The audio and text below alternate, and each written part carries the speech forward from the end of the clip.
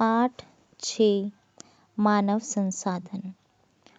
लोग ही एक राष्ट्र के सबसे बड़े संसाधन होते हैं। प्रकृति की देन केवल उस समय महत्वपूर्ण होती है जब वह लोगों के लिए उपयोगी होती है। लोग अपनी आवश्यकताओं और योग्यताओं से उसे संसाधन में परिवर्तित कर देते हैं। इस प्रकार मानव संसाधन ही अंतिम संसाधन है। स्वस्थ, शिक्षित और अभिप्रेरित लोग अपनी आवश्यकताओं के अनुरूप संसाधनों का विकास करते हैं। अन्य संसाधनों की भांति मानव संसाधन विश्व में समान रूप से वितरित नहीं है। अपने शैक्षिक स्तर, आयु और लिंग में वे एक दूसरे से भिन्न हैं। उनकी संख्या और लक्षण भी बदलते रहते हैं। जनसंख्या का वितरण। भूपृष्ठ पर जिस प्रकार लोग फैले हैं उसे जनसंख्या वितरण का प्रतिरूप कहते हैं। विश्व की जनसंख्या का 90% से अधिक भाग भूपृष्ठ के लगभग 30% भाग पर निवास करता है। विश्व में जनसंख्या का वितरण अत्यंत असमान है। कुछ क्षेत्र बहुत घने बसे हैं और कुछ विरल बसे क्षेत्र हैं। दक्षिण और दक्षिण पूर्वी एशिया, यूरोप और उत्तर पूर्वी उत्तर अमेरिका घने बसे क्षेत्र हैं। उच्च अक्षांशीय क्षेत्रों, उष्ण कटिबंधीय मरुस्थलों, उच्च पर्वतों और विषुवतीय वनों के क्षेत्रों में बहुत कम लोग रहते हैं। विषुवत वृत्त के दक्षिण की अपेक्षा विषुवत वृत्त के उत्तर में बहुत अधिक लोग रहते हैं। विश्व की कुल जनसंख्या के लगभग 3/4 लोग 2 महाद्वीपों एशिया और अफ्रीका में रहते हैं। विश्व के 60% लोग केवल 10 देशों में रहते हैं। इन सभी देशों में 10 करोड़ से अधिक लोग रहते हैं। जनसंख्या का घनत्व। पृथ्वी पृष्ठ के एक इकाई क्षेत्र में रहने वाले लोगों की संख्या को जनसंख्या का घनत्व कहते हैं। सामान्य रूप से यह प्रति वर्ग किलोमीटर में व्यक्त किया जाता है। संपूर्ण विश्व का औसत जनसंख्या घनत्व 51 व्यक्ति प्रति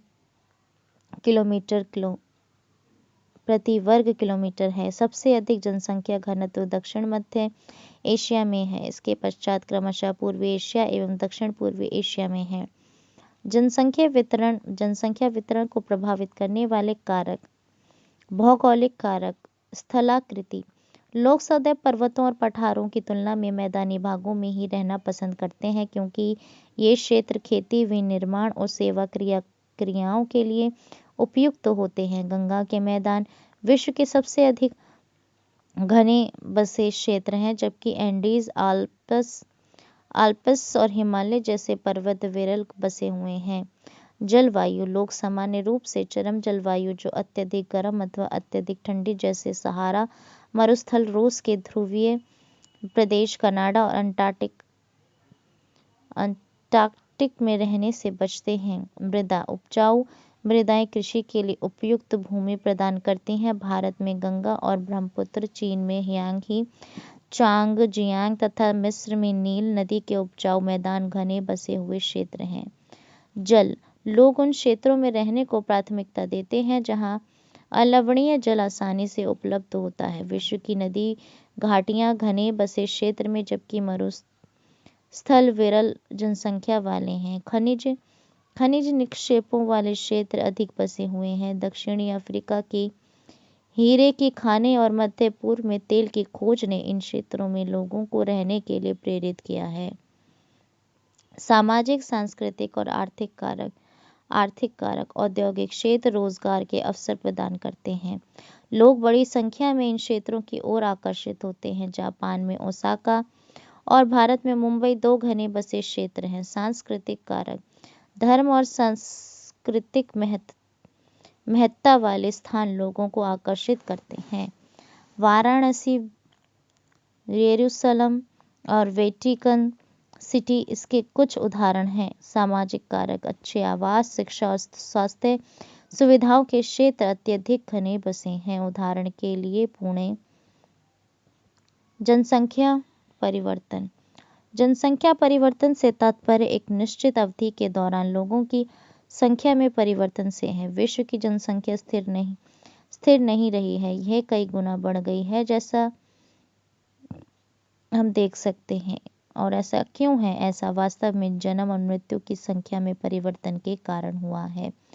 मानव इतिहास की लंबी अवधि में सन 1800 तक विश्व की जनसंख्या धीरे धीरे बढ़ी है। बड़ी संख्या में बच्चे जन्म लेते थे, लेकिन शीघ्र ही उनकी मृत्यु भी हो जाती थी। ऐसा इसलिए था क्योंकि वहां उचित स्वास्थ्य सुविधाएं नहीं थीं। सभी लोगों के लिए पर्याप्त भोजन उपलब्ध नहीं था। किसान सभी लोगों की भोजन की आवश्यकताओं को पूरा करने के लिए पर्याप्त उत्पादन करने में सक्षम नहीं थे। इसके परिणाम स्वरूप जनसंख्या में वृद्धि बहुत कम थी। सन 1804 में विश्व की जनसंख्या 1 अरब हो गई थी। 150 वर्षों बाद 1959 में विश्व की जनसंख्या 3 अरब पहुंच गई। इसे प्रायः जनसंख्या विस्फोट कहते हैं। 1999 में 30 वर्ष की अवधि से कम में जनसंख्या दुगनी 6 अरब हो गई। इस वृद्धि का मुख्य कारण खाद्य आपूर्ति एवं औषधियों के कारण मृत्यु दर कम होना है, जबकि जन्म दर अभी भी बहुत अधिक रही। जन्मों को साधारणतः जन्म दर में आंका जाता है। जन्म दर अर्थात प्रति 1000 व्यक्तियों पर जीवित जन्मों की संख्या में मापा जाता है। मृत्यु दर को प्रति 1000 व्यक्तियों पर मृतकों की संख्या में मापा जाता है। किसी क्षेत्र विशेष में लोगों के आने जाने को प्रवास कहते हैं। जन्म और मृत्यु जनसंख्या परिवर्तन के प्राकृतिक कारण है। एक देश के जन्म दर और मृत्यु दर के बीच के अंतर को प्राकृतिक वृद्धि दर कहते हैं। विश्व में जनसंख्या के बढ़ने का मुख्य कारण प्राकृतिक वृद्धि दर का तीव्रता से बढ़ना है। प्रवास एक अन्य कारण है जिससे जनसंख्या के आकार में परिवर्तन होता है। लोग एक देश में अथवा देशों के बीच एक स्थान से दूसरे स्थान पर जा सकते हैं। प्रवासी वे लोग होते हैं जो देश को छोड़ते हैं। आप्रवासी वे लोग होते हैं जो देश में आते हैं। संयुक्त राज्य अमेरिका और ऑस्ट्रेलिया जैसे देशों में भीतरी प्रवास अथवा आप्रवास द्वारा संख्या बढ़ी है। सूडान देश एक ऐसा उदाहरण है जिसमें लोगों के बाहर चले जाने अथवा उत्प्रवास के कारण जनसंख्या में कमी का अनुभव किया गया है। अंतर्राष्ट्रीय प्रवास की सामान्य प्रवृत्ति यह है कि लोग अच्छे आर्थिक अवसरों की खोज में कम विकसित राष्ट्रों से अधिक विकसित राष्ट्रों में चले जाते हैं। देशों के अंदर बड़ी संख्या में लोग रोजगार, शिक्षा और स्वास्थ्य सुविधाओं की खोज में ग्रामीण क्षेत्रों से नगरीय क्षेत्रों की ओर चले जाते हैं। जनसंख्या परिवर्तन के प्रतिरूप। जनसंख्या वृद्धि की दर विश्व में अलग अलग है। यद्यपि विश्व की कुल जनसंख्या तीव्रता से बढ़ रही है, तथापि सभी देशों में यह वृद्धि अनुभव नहीं की जा रही है। कुछ देशों में जैसे केन्या में जनसंख्या वृद्धि दर ऊंची है। उन देशों में जन्म दर और मृत्यु दर दोनों ही उच्च है। हाल ही में स्वास्थ्य सेवाओं में सुधार के साथ मृत्यु दर कम हो गई है, परंतु जन्म दर अभी भी अधिक है, जिससे वृद्धि दर बढ़ रही है। अन्य देशों में जैसे यूनाइटेड किंगडम में निम्न जन्म दर और मृत्यु दर के कारण जनसंख्या वृद्धि की दर मंद है। जनसंख्या संगठन। किसी देश की जनसंख्या कितनी भी अधिक हो, उसका उस देश के आर्थिक विकास के स्तर से कुछ अंतर नहीं पड़ता। उदाहरण के लिए बांग्लादेश और जापान अति घने बसे देश हैं, लेकिन जापान बांग्लादेश से आर्थिक रूप से अधिक विकसित देश है। एक संसाधन के रूप में लोगों की भूमिका को समझने के लिए हमें उनके गुणों के बारे में जानने की आवश्यकता होती है। लोग अपनी आयु, लिंग, साक्षरता स्तर, स्वास्थ्य दशाओं, व्यवसाय और आय के स्तर पर एक दूसरे से भिन्न होते हैं। लोगों की इन विशेषताओं के बारे में जानना आवश्यक है। जनसंख्या संगठन जनसंख्या की संरचना को दर्शाता है। जनसंख्या संगठन हमारी यह जानने में सहायता करता है कि कितने पुरुष हैं और कितनी स्त्रियां हैं, वे किस आयु वर्ग के हैं, कितने शिक्षित हैं और वे किस प्रकार के व्यवसाय में लगे हैं, उनकी आय का क्या स्तर है और स्वास्थ्य दशाएं कैसी हैं। एक देश के जनसंख्या संगठन का अध्ययन करने की एक रुचिकर विधि जनसंख्या पिरामिड है, जिसे आयु लिंग पिरामिड भी कहते हैं। एक जनसंख्या पिरामिड दर्शाता है: पहला, कुल जनसंख्या विभिन्न आयु वर्गों में विभाजित है, उदाहरणार्थ 5 से 9 वर्ष, 10 से 14 वर्ष। दूसरा, कुल जनसंख्या का प्रतिशत इन वर्गों में से प्रत्येक वर्ग में पुरुष और स्त्रियां उपविभाजित हैं। जनसंख्या पिरामिड का आकार उस विशिष्ट देश में रहने वाले लोगों की कहानी बताता है। बच्चों की संख्या 15 वर्ष से नीचे, निचले भाग में दिखाई गई है और यह जन्म के स्तर को दर्शाती है। ऊपर का आकार वृद्ध लोगों 65 वर्ष से अधिक की संख्या दर्शाता है और मृतकों की संख्या को दर्शाता है। जनसंख्या पिरामिड एक देश में आश्रित लोगों की संख्या भी बताता है।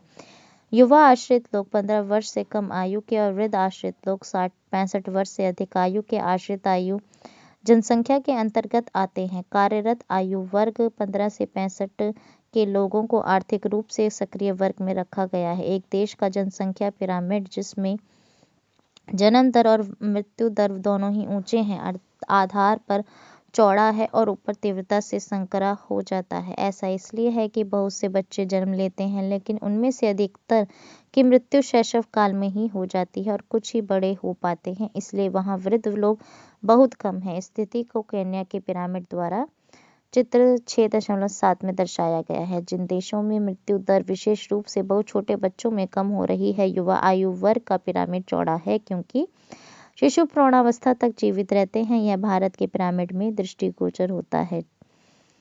इस प्रकार की जनसंख्या में युवा सापेक्षतः अधिक हैं, इसका अर्थ मजबूत और वर्तमान बढ़ती हुई श्रम शक्ति है। कम जन्म दर वाले जापान जैसे देशों में आधार पर पिरामिड संकरा है। घटी मृत्यु दर के कारण अधिक लोग वृद्ध आयु तक पहुंच जाते हैं। कुशल, उत्साही, आशावादी और सकारात्मक दृष्टि जैसे युवा जन किसी राष्ट्र के भविष्य होते हैं। हम भारतवासी भाग्यशाली हैं कि हमारे पास ऐसा संसाधन है। उन्हें योग्य एवं उत्पादक बनाने के लिए, कुशल बनाने और अवसर प्रदान करने के लिए अवश्य ही शिक्षित किया जाना चाहिए। भारत सरकार के अधीन एक मानव संसाधन मंत्रालय है। 1985 में इस मंत्रालय का निर्माण लोगों के कौशल को बढ़ाने के लिए किया गया था। इससे यह प्रदर्शित होता है कि लोग देश के लिए कितने महत्वपूर्ण संसाधन हैं। प्रधानमंत्री कौशल विकास योजना PKVY को 2015 में 1 करोड़ भारतीय युवाओं को 2016 से 2020 तक प्रशिक्षित करने के उद्देश्य से शुरू किया गया था। इस योजना का उद्देश्य संभाव्य और मौजूदा रोजगार अर्जक को गुणवत्ता प्रशिक्षण प्रदान करके रोजगार योग्य कौशल की योग्यता को प्रोत्साहित करना है।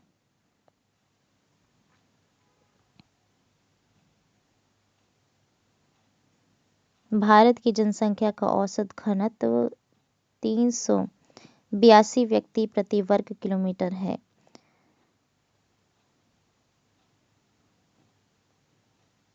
जीवन प्रत्याशा अर्थात यह उन वर्षों की संख्या है जिसमें औसत व्यक्ति के जीवित रहने की आशा की जा सकती है। आप्रवास अर्थात जब व्यक्ति नए देश में जाता है। उपप्रवास जब व्यक्ति एक देश को छोड़ता है।